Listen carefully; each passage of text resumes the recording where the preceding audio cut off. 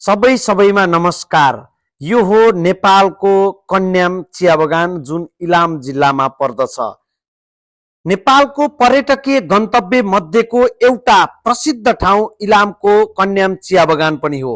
दर्शकबिन, यो भ्यूलाई तपाईले हेर्दाखेरि हाम्रो आँखा नै शीतल हुने, मनमा एक खालको छुट्टै आनन्द महसुस हुने खालको भ्यू छ।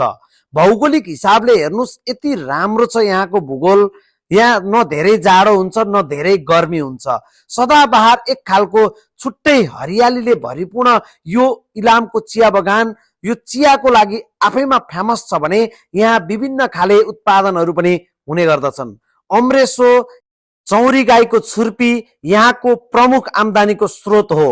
दर्शकबिन, इलाम आफैमा प्राकृतिक सौन्दर्यले भरिपूर्ण छ। विशेषतः यो कन्याम बगानलाई यहाँको मुख्य पर्यटकीय स्रोतको रूपमा लिन सकिन्छ।